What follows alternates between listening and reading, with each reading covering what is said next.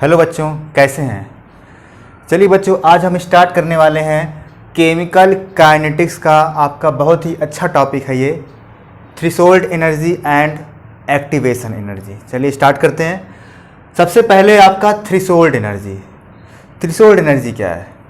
Threshold energy is the minimum amount of energy needed for particles to react, यानी ये वह कम से कम energy है जो किसी भी रिएक्टेंट मॉलिक्यूल को रिएक्शन करने के लिए चाहिए होती है। अगर वो एनर्जी, ये मिनिमम एनर्जी अगर रिएक्टेंट के मॉलिक्यूल के पास नहीं है तो वो रिएक्शन नहीं कर पाएंगे। बात ध्यान समझिएगा, किसी भी रिएक्टेंट के मॉलिक्यूल को आपस में रिएक्शन करने के लिए एक मिनिमम एनर्जी चाहिए होती है। अगर वो मिनिमम एनर्जी उनके पास अवेलेबल नहीं है तो रिएक्शन नहीं होगी। ठीक है, तो उसको बोला गया है थ्रेशोल्ड एनर्जी। अब इसी में नेक्स्ट है आपका एक्टिवेशन एनर्जी। अब जरा दोनों ध्यान सुनिएगा। मान लीजिए किसी बच्चे को पढ़ना है, किसी बच्चे को पढ़ाई करनी है, तो पढ़ाई करने के लिए उसको कहाँ जाना पड़ेगा?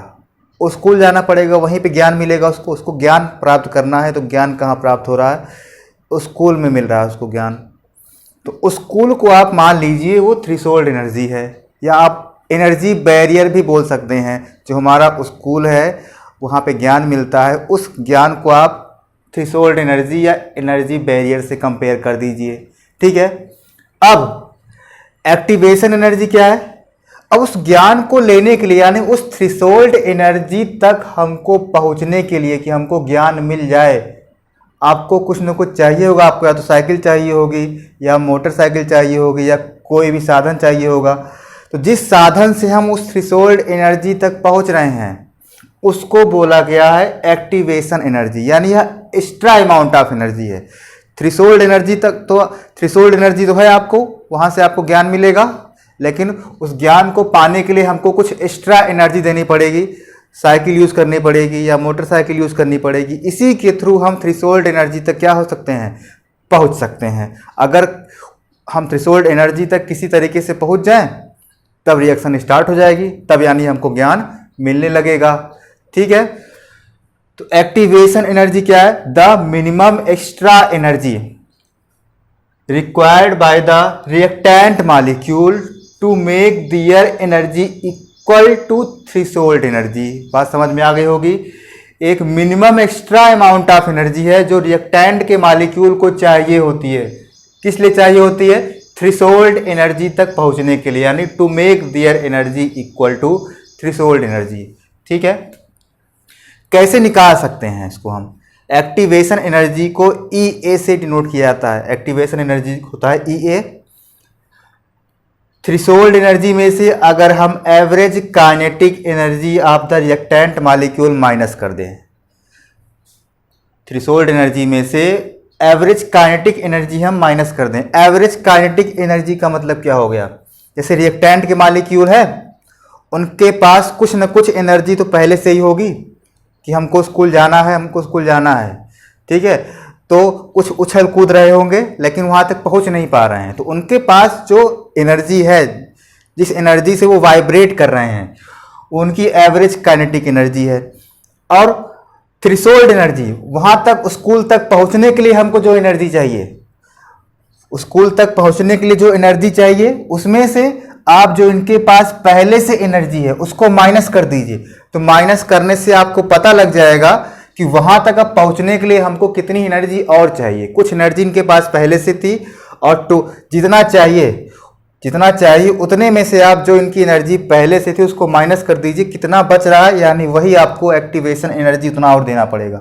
जरा ग्राफ से देखिएगा, ये आपका है, यहाँ पे रिएक्टेंट के मॉलिक्यूल रखे गए हैं।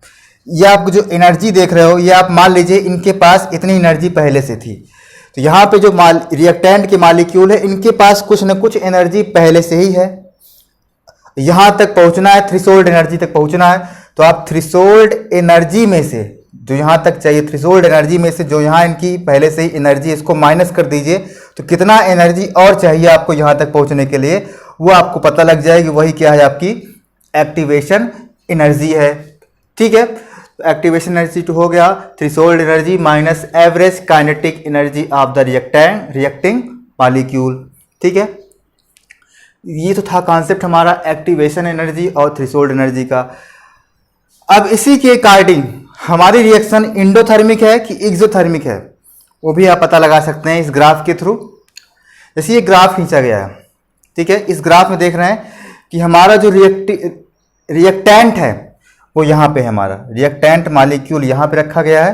ठीक है, और ये ऊपर जो एक बैरियर देख रहे हैं ये एनर्जी बैरियर है। इस एनर्जी बैरियर को आप बोल सकते हो थ्रेशोल्ड एनर्जी, यानी रिएक्टेंट के मॉलिक्यूल को रिएक्शन करने के लिए इतनी एनर्जी चाहिए, यहाँ तक पहुँचना है।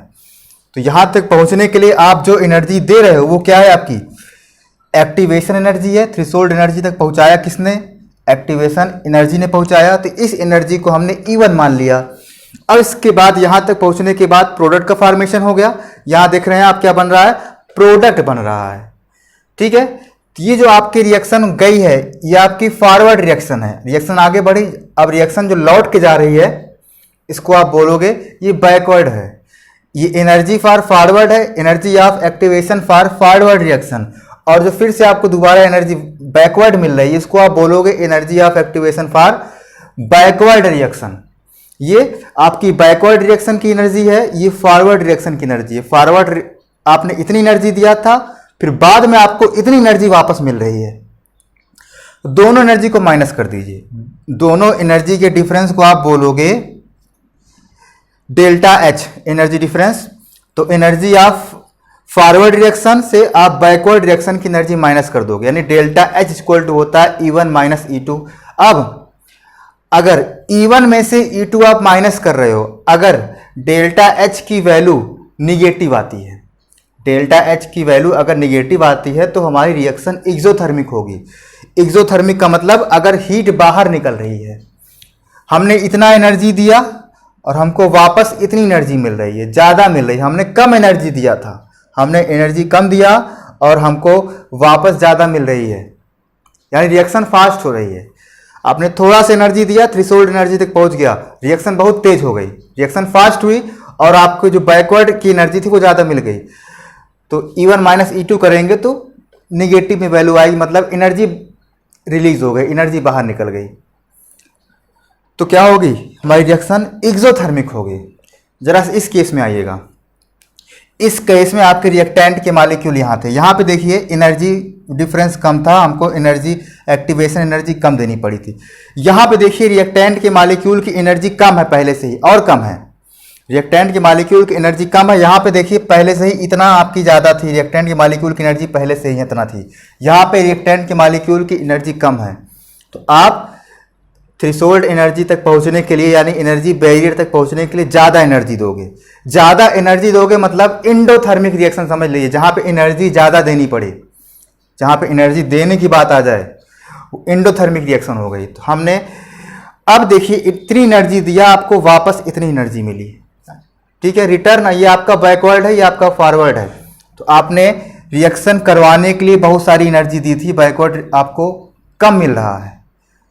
तो E1 माइनस E2 अब करेंगे तो डेल्टा एच की वैल्यू पॉजिटिव में आएगी। तो यानी डेल्टा एच की वैल्यू पॉजिटिव में आने का मतलब हुआ कि रिएक्शन कैसी है, इंडोथर्मिक है। इंडोथर्मिक है मतलब आपने रिएक्शन करवाने के लिए हीट दिया था, एनर्जी दिया था। ठीक है, एनर्जी दिया था, इसीलिए रिटर्न एनर्जी आपको कम मिल रही है, क्योंकि डेल्टा एच की वैल्यू पॉजिटिव आएगी। इंडोथर्मिक है, अगर आप एनर्जी कम दोगे तो रिएक्शन फास्ट होगी, रिएक्शन फास्ट होगी और आपको बैकवर्ड साइड में एनर्जी ज़्यादा मिल जाएगी, एनर्जी रिलीज हो जाएगी, यानी वो कैसी रिएक्शन हो जाएगी, हमारी एक्सोथर्मिक रिएक्शन हो जाएगी। तो इंडोथर्मिक रिएक्शन स्लो होगी, इसमें रेट जो है रिएक्शन का स्लो होगा, और एक्सोथर्मिक में रिएक्शन का रेट क्या होता है, फास्ट होता है। ठीक है, तो ये था हमारा कॉन्सेप्ट थ्रेशोल्ड एनर्जी और एक्टिवेशन एनर्जी का। ठीक है, अब आइए नेक्स्ट टॉपिक पे आते हैं हम। तो चलिए बच्चों, ये हमारा नेक्स्ट टॉपिक है most probable kinetic energy and Maxwell distribution curve. लेकिन इसको पढ़ने से पहले एक टॉपिक हमारा और है, उसको हम जनरली जान लेते हैं कि क्या है वो टॉपिक है हमारा कोलिजन थ्योरी। कोलिजन थ्योरी के बारे में जानना बहुत ज़रूरी है इस टॉपिक को पढ़ने से पहले। तो चलिए देखिए कोलिजन थ्योरी क्या है।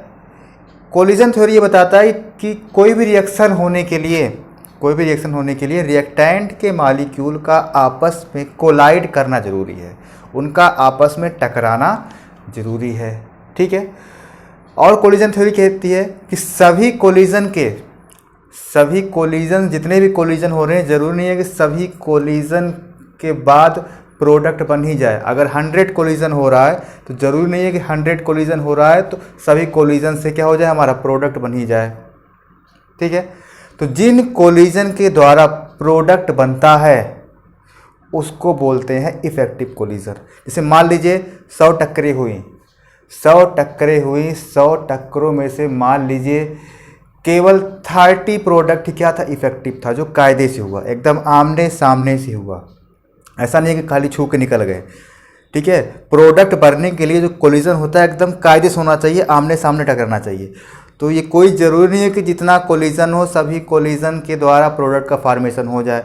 और जिस कोलिजन से प्रोडक्ट का फॉर्मेशन होता है उसको हम बोलते हैं इफेक्टिव कोलिजन। ठीक है। और नंबर ऑफ इफेक्टिव जो कोलिजन होता है वो टोटल कोलिजन के कंपैरिजन में बहुत कम होता है। जैसे मान लीजिए 100 कोलिजन हुआ तो 100 में से मान लीजिए 25 कोलिजन ही इफेक्टिव होगा, बाकी नॉन इफेक्टिव होता है, मतलब ठीक से नहीं होता है। ठीक है। और सुनिएगा, अब जो इफेक्टिव कोलिजन है इसी इफेक्टिव कोलिजन से ही हमारा प्रोडक्ट बनता है। सभी कोलिजन से प्रोडक्ट नहीं बनेगा। मान लीजिए सभी कोलिजन में से केवल 25 कोलिजन इफेक्टिव हुए तो हमारा जो प्रोडक्ट फॉर्मेशन होगा इसी 25 कोलिजन के द्वारा ही होगा। यानी यही जो 25 कोलिजन है, यही आपके इतने ही कोलिजन आपके थ्रेशोल्ड एनर्जी बैरियर तक पहुंचेंगे, इतने ही reacting molecule threshold energy barrier तक पहुंचेंगे और यही आपके प्रोडक्ट के फॉर्मेशन को देंगे, बाकी नहीं देने वाले हैं। ठीक है। तो ये थोड़ा सा कोलिजन थ्योरी था। अब इसी में 2 टर्म और है। कोलिजन फ्रीक्वेंसी क्या है? कोलिजन फ्रीक्वेंसी किसी एक सेकेंड में जितने कोलिजन हो रहे हैं किसी यूनिट वैल्यूम में 1 सेकेंड में जितना कोलिजन होता है उसको हम बोलते हैं कोलिजन फ्रीक्वेंसी। यानी number of collision per second in a unit volume is known as collision frequency. 1 second में जितना कोलिजन हो रहा है किसी यूनिट वैल्यूम में उसको कोलिजन फ्रीक्वेंसी बोलेंगे। ठीक है। और इफेक्टिव कोलिजन बता ही दिया आपको हमने। तो चलिए अब आते हैं मोस्ट प्रोबेबल काइनेटिक एनर्जी में। क्या है? It is the energy possessed by maximum number of reactant molecules at a temperature T। ध्यान से मुझे, किसी टेम्परेचर पे जो रिएक्टेंट के मॉलिक्यूल हैं जो मैक्सिमम काइनेटिक एनर्जी किसी टेम्परेचर पे शो करते हैं उसको बोला गया है मोस्ट प्रोबेबल काइनेटिक एनर्जी। फिर से ध्यान समझिएगा, किसी टेम्परेचर मान लीजिए आपने कुछ भी दिया हुआ है तो इस टेम्परेचर पे मान लीजिए बहुत सारे मॉलिक्यूल आपस में टकरा रहे हैं, 100 मॉलिक्यूल आपस में टकरा रहे हैं किसी टेम्परेचर पे। तो उन सभी में जिनकी काइनेटिक एनर्जी ज़्यादा है, ज़्यादा से ज़्यादा जिनकी काइनेटिक एनर्जी, सभी काइनेटिक एनर्जी बराबर नहीं होगी, तो जो ज़्यादा काइनेटिक एनर्जी वाली मॉलिक्यूल हैं तो उनमें क्या होगा, उनके टकराने से प्रोडक्ट का फॉर्मेशन क्या होगा, हमारा ज़्यादा होगा, इफेक्टिव कोलिजन उसमें ज़्यादा होगा। तो सभी काइनेटिक एनर्जियों में जो मोस्ट प्रोबेबल काइनेटिक एनर्जी यानी जो काइनेटिक एनर्जी ज़्यादा है, ठीक है, उस काइनेटिक एनर्जी को बोला गया है मोस्ट प्रोबेबल काइनेटिक एनर्जी। यानी इन्हीं मोस्ट प्रोबेबल काइनेटिक एनर्जी पे ही हमको प्रोडक्ट का फॉर्मेशन ज़्यादा मिलेगा। फिर सुनिएगा, किसी टेम्परेचर पे the energy processed by the maximum number of reactant molecule at a temperature T। जो maximum number of the reactant, ऐसी काइनेटिक एनर्जी किसी टेम्परेचर पे, ऐसी काइनेटिक एनर्जी जो मैक्सिमम नंबर ऑफ रिएक्टेंट के मॉलिक्यूल के द्वारा शो हो रही है किसी टेम्परेचर पे, वह काइनेटिक एनर्जी जो मैक्सिमम नंबर ऑफ रिएक्टेंट के मॉलिक्यूल द्वारा शो हो रही है उसको बोला गया है मोस्ट प्रोबेबल काइनेटिक एनर्जी। ठीक है। आइए ग्राफ पे आइएगा। ये हमारे देखिए पीक देख रहे हैं आप, ये टेम्परेचर T पे आ रहा है। टेम्परेचर T पे ये आप जो देख रहे हैं ये प्रोडक्ट का फॉर्मेशन है, fraction of the molecule at temperature T. इस टेम्परेचर टी पे हमको इतने सारे प्रोडक्ट मिले, यानी इतने सारे मॉलिक्यूल हमारे थ्रेशोल्ड एनर्जी तक पहुंचे और यही इतने प्रोडक्ट के फॉर्मेशन को देंगे। ठीक है, अगर मैं टेम्परेचर थोड़ा सा इंक्रीज कर दूं, टी टेम्परेचर था 10 डिग्री सेल्सियस और बढ़ा दिया, तो देख रहे हैं जो मोस्ट प्रोबेबल काइनेटिक एनर्जी थी वो हमारी डिक्रीज कर गई। हमारा ग्राफ राइट साइड शिफ्ट हुआ, most probable kinetic energy decrease कर गई और जो फ्रैक्शन ऑफ द मॉलिक्यूल मिल रहा था वो थोड़ा सा इंक्रीज कर गया। अभी तक इतना साइड मिल रहा था ए बी सी डी, अब देखिए ए बी ई और एफ मिल गया हमको, ए बी ई एफ यानी फ्रैक्शन ऑफ द मॉलिक्यूल देखिए बढ़ गया। और हमने बताया था effect of temperature, every 10 degree rise in temperature the rate of the reaction just double. यहाँ पे रेट ऑफ द रिएक्शन लगभग डबल हो गया, प्रोडक्ट का फॉर्मेशन देखिए ज़्यादा हो रहा है। यानी टेम्परेचर टी पे जो मोस्ट प्रोबेबल काइनेटिक एनर्जी थी वो ज़्यादा थी और प्रोडक्ट का फॉर्मेशन थोड़ा सा कम हो रहा था, थ्रेशोल्ड एनर्जी तक आपके मॉलिक्यूल कम पहुंच रहे थे। लेकिन जैसे ही हमने टेम्परेचर बढ़ा दिया, टेम्परेचर बढ़ाने पे क्या होगा, काइनेटिक एनर्जी बढ़ेगी। काइनेटिक एनर्जी बढ़ेगी तो नंबर ऑफ कोलिजन क्या हो जाएगा, बढ़ जाएगा। तो नंबर ऑफ कोलिजन जब बढ़ जाएगा तो जो हमारी मोस्ट प्रोबेबल काइनेटिक एनर्जी थी, जितना हम इस टेम्परेचर से थोड़ा सा कम हो जाएगा। ठीक है, आपने इसी एनर्जी पे टेम्परेचर बढ़ा दिया है, टेम्परेचर बढ़ा दिया, काइनेटिक एनर्जी आपकी बढ़ गई, काइनेटिक एनर्जी बढ़ गई तो नंबर ऑफ कोलिजन बढ़ गए और नंबर ऑफ कोलिजन बढ़ेंगे तो नंबर ऑफ इफेक्टिव कोलिजन भी बढ़ जाएंगे। ठीक है, तो फ्रैक्शन ऑफ द मॉलिक्यूल इस टेम्परेचर पे थोड़ा सा बढ़ जाएगा, यानी ज़्यादा मिल जाएगा आपको। अब देखिएगा the increase in rate of reaction either of two reason, दो रीजन है। Increase in collision frequency, collision frequency increase होगी टेम्परेचर बढ़ाएंगे तो आप, क्योंकि अब उसी यूनिट वैल्यू में नंबर ऑफ कोलिजन बढ़ जाएगा, मॉलिक्यूल ज़्यादा टकराएंगे, काइनेटिक एनर्जी बढ़ जाएगी, मॉलिक्यूल ज़्यादा टकराएंगे तो इफेक्टिव कोलिजन के चांसेस ज़्यादा हो जाएंगे। अब इफेक्टिव कोलिजन क्या है, इफेक्टिव कोलिजन यही है आपका, जब ज़्यादा टकराएंगे तो इफेक्टिव कोलिजन भी क्या हो जाएगा भाई, इफेक्टिव कोलिजन की चांसेस ज़्यादा होंगे, प्रोडक्ट का फॉर्मेशन ज़्यादा होगा। इंक्रीज इन कोलिजन फ्रीक्वेंसी आप जान ही रहे हैं, number of collision per second in per unit volume, ये भी ज़्यादा हो जाएगा, ये भी ज़्यादा हो जाएगा तो हमारा फ्रैक्शन ऑफ द मॉलिक्यूल क्या हो जाएगा, इंक्रीज कर जाएगा। ये तो था मोस्ट प्रोबेबल काइनेटिक एनर्जी। ध्यान इतना दीजिएगा कि एट किसी टेम्परेचर पे जो रिएक्टेंट के मॉलिक्यूल के द्वारा जो मैक्सिमम काइनेटिक एनर्जी शो की जा रही है, ज़्यादा से ज़्यादा रिएक्टेंट के द्वारा जो मैक्सिमम काइनेटिक एनर्जी शो की जा रही है वो मोस्ट प्रोबेबल काइनेटिक एनर्जी है। और इस टेम्परेचर पे हमारा इतना, ये हमारा फ्रैक्शन ऑफ द मॉलिक्यूल मिल रहा है। अगर मैं टेम्परेचर बढ़ा दूं तो इनकी काइनेटिक एनर्जी बढ़ जाएगी, सभी रिएक्टेंट की काइनेटिक एनर्जी बढ़ जाएगी। ठीक है, सभी रिएक्टेंट की काइनेटिक एनर्जी बढ़ जाएगी T+10, तो हमारा जो मोस्ट प्रोबेबल काइनेटिक एनर्जी था वो डिक्रीज कर जाएगा और फ्रैक्शन ऑफ द मॉलिक्यूल क्या हो जाएगा, हमारा इंक्रीज कर जाएगा। ठीक है, तो चलिए आज के लिए इतना ही, धन्यवाद।